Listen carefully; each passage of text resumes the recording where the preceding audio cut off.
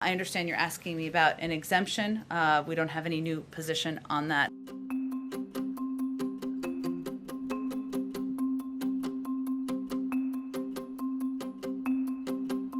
He, again, believes that as somebody who was in the Senate for 36 years, we need to continue to work to find a path forward to do hard things, even when they seem challenging. And that's what he will do in this case.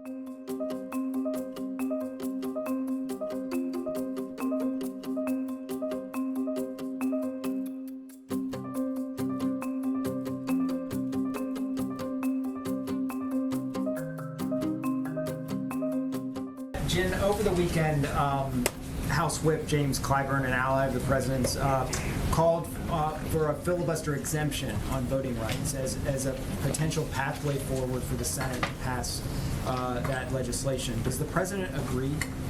Well, first, I would say that Congressman Clyburn is a good friend of the president and certainly of the administration, an important partner as we work to get our agenda moving forward. I will say, though, in terms of how this works, the filibuster is a legislative process tool, an important one that warrants debate, but determination about making changes will be made by members of the Senate, not by this president or any president, frankly, moving forward. And it requires every single Democrat supporting changes. Now, I'm not here to provide a whip count for all of you, but that's not where support currently stands. So the president's view continues to be aligned with what he has said in the past, which that he has not supported the elimination of the filibuster because it has been used as often the other way around. I understand you're asking me about an exemption.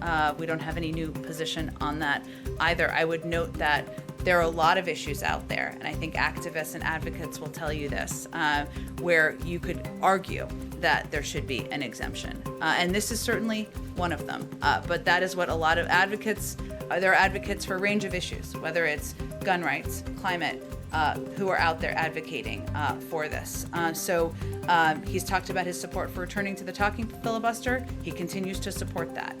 But he, again, believes that as somebody who was in the Senate for 36 years, we need to continue to work to find a path forward to do hard things, even when they seem challenging. And that's what he will do in this case.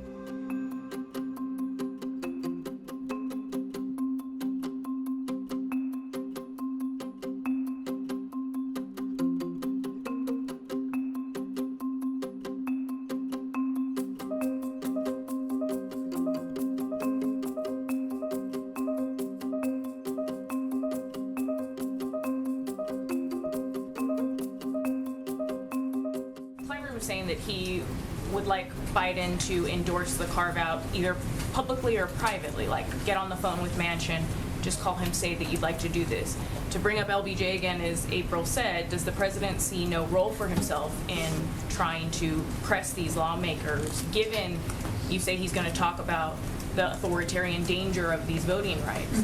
Does he not see that role for himself? I think the president sees his role as somebody who can speak from the bully pulpit to elevate and advocate for the need to move forward on voting rights legislation, of course, but also to use every lever in the federal government to protect the rights of the American people to vote around the country.